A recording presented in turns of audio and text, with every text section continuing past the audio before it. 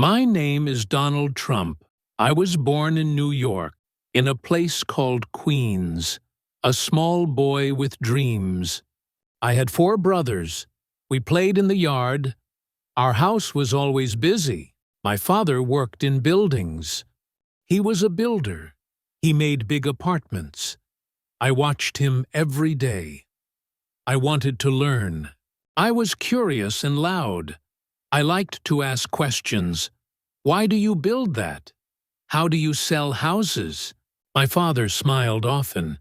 He said, "Work is life. Learn. Building, never give up." His words stayed with me. At school, I was strong. I liked sports and friends, but also liked big ideas. I wanted more one day. Sometimes I visited Manhattan. Tall buildings touched the sky. I stood there, looking up. My dreams grew even bigger. At night, I imagined more. Big towers, big success, not just in Queens, but in the whole world. That was my young life, a boy with big dreams in a big city, ready to start one day. My father taught me, you must work hard. No one gives you success. You must take it. I listened to him. I followed him to work. He showed me construction sites. I watched every small detail. Bricks, steel, workers, blueprints. It all looked magical, but it was also hard. Very hard. Every single day, he told me this. Learn everything you can, even the small things. They matter for big things. At 13, I worked. Not big work, small tasks, but I learned discipline and respect for builders' work. My father also said, money is not the goal. Building something great matters more. Build what will last. I liked those words. But deep inside me, I wanted even bigger dreams. Not just small apartments. I wanted tall towers, buildings touching the sky. Something everyone would remember. That was my young dream. And that dream grew each day, each moment, in the heart of Queens. A boy with new vision. I finished high school. Then I went to college. I studied at Wharton School. Business was my main focus. I studied day and night. Numbers, markets, deals, finance. Learning how money moves. How great deals are made. But books were not enough. I needed real-life lessons. Deals on real streets, not just in classrooms. After college, I returned. Back to New York City. Back to my father's business, but with bigger ideas now. I saw the skyline. I saw empty spaces. I imagined big towers there, and I wanted them. One day, I said, "Father, I want Manhattan." He looked at me, surprised. He said, "It's not easy." But I was young, and I was very hungry. Not for food, for success, for buildings that would shine. I worked day and night. I called, I visited banks, I talked to many people. Some believed me, some didn't. Finally, one bank said yes. I got my first deal, a big one in Manhattan. My first step toward my dream. The deal was very hard.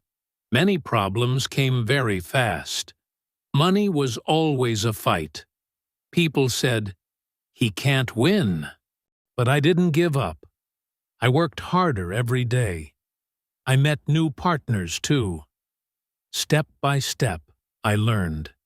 Sometimes banks said no. Sometimes deals almost fell apart. Many nights, I didn't sleep. I worried, but stayed strong. One big project nearly failed. The market was going down. People stopped buying apartments. The money started to disappear. Some friends walked away. Some said, "You should stop." But I looked at buildings. I saw future, not failure. I talked to new banks. I made new phone calls. Every door closed, knock again. This was my new rule. Finally, one deal succeeded. A new hotel was built. It opened with great success. Many people came to see. Newspapers wrote about my project. Who is this young man? The bold builder of Manhattan. I smiled, but kept working. It was just the start. More buildings were in my mind. Bigger, taller, more beautiful towers. The dream was only growing. The buildings got very big. Tall towers in New York. People called me the Builder. My name was in newspapers. I gave many interviews. People liked my strong voice. I said big, bold things. It made people talk more. Magazines wrote about my life. TV shows wanted my story. I started to enjoy fame. It brought new doors, new friends. I wrote my first book. It was called Art of Deal. It sold many, many copies. People loved the simple advice. Now people knew my name, not just in New York, in every state, every city. A businessman becoming a star. I also met new people, leaders, actors, athletes, politicians. Everyone wanted to know me. I learned from all of them. One day, I met Melania. She was kind and smart. We talked, laughed, and connected. Soon, we were together always. My life was very full. Business, fame, love, and family. I felt strong and happy. But new dreams were coming. I looked at the country. I thought, it needs help. Maybe I can do something. Maybe I can help too. I watched the news daily. Problems in America were growing. Jobs lost, borders open, crime. Many people felt very worried. I thought about my country. I love the American dream. But many lost hope now. Could I help? Could I try? Friends laughed at the idea. Politics is not for you. You are a businessman only. But deep inside, I believed. I wanted strong borders again. I wanted more American jobs. I wanted safety for families. I wanted pride in America. I said to Melania, "Maybe I will run." She smiled and said softly, "If your heart says yes, go." Her words gave me courage. I called a small meeting. Some trusted friends and advisors. I told them my idea. Some said yes, some no. But my mind was ready. I had a big voice. I had a big dream. It was time to start. I prepared a simple message. Make America great again. The words felt strong, true. People would hear and remember. I filed to be candidate for President of the USA. A new chapter was beginning. History was waiting ahead. I stood on many stages. Big crowds came to listen. They waved flags and cheered. Make America great again. I spoke about jobs. I spoke about strong borders. I spoke about American pride. Many people agreed with me. The media was very hard. They wrote bad stories daily. But I kept speaking louder. The people believed in me. Other politicians did not like. They laughed. They called me names. But the crowds grew bigger. People wanted real change now. I traveled city to city, shook hands, met workers, farmers, heard their worries and hopes. I promised, I will fight. At debates, I spoke strong. I used simple, clear words. I talked to the people, not just to the politicians. Many polls said I'd lose. Experts on TV laughed often, but I trusted the people. They wanted a new future. Election day came, very cold. I waited with my family. The results came, state by state. History was being written now. Finally, the news came fast. I had won the presidency. The people had chosen me. A dream became true today. January was cold, bright. I stood before the nation. Hand on the Bible, swore, I will serve the people. The White House felt big, historic, full of great history. But I was ready. A new job had begun. Every day was a challenge. Many problems to fix fast. Jobs, borders, foreign affairs, economy. So much work to do. I met leaders from everywhere. Shook hands, made big deals, put America's interests first again. That was always my goal. Some days were very hard. Many people protested and shouted, but I stayed very strong. I worked for the people. I lowered taxes, built jobs. I brought businesses back home. I wanted America to win and grow strong once more. The media still attacked daily, but support stayed very strong. People saw the results coming. Jobs, hope, pride, all growing.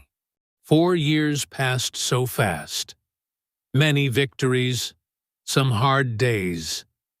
But I gave my all. For America. For the people. After 4 years, an election. A hard, close, big fight.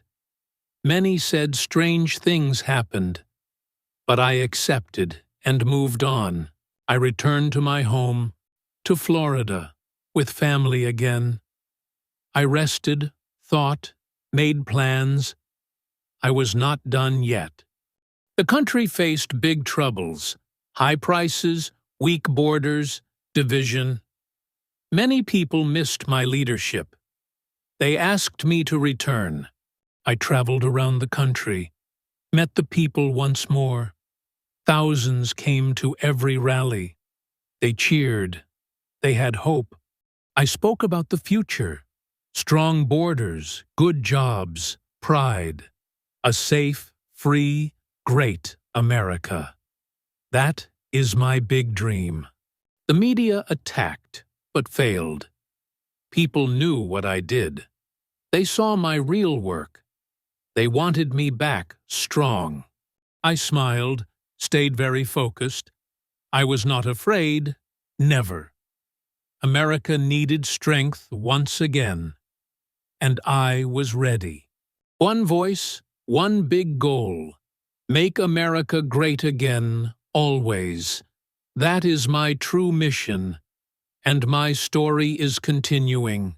I look back sometimes, from young builder to president. It was not always easy, but I never gave up. Life brings wins and losses, but strong spirit keeps going. That is what I learned, and what I want to share. I love this country deeply. I love the American people. You are the true power. You build this great nation. Always fight for your dreams, even when times are hard. Stand tall. Stay proud. Work. You can change your life. I believe in America's future. Bright, free, full of hope. We can do great things. Together, strong and united. Thank you for listening today. And remember, never give up. Stay brave, stay strong, always. Your story is just beginning. What did you think of my story? What part inspired you the most? Have you ever followed a dream, even when it was hard? Tell us in the comments. We'd love to hear your story.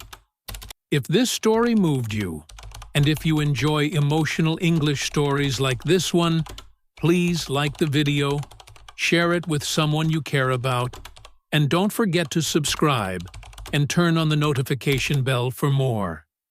Thank you so much for watching. We hope to see you again very soon. Remember, life can be a challenge, but dreams can lead to great things.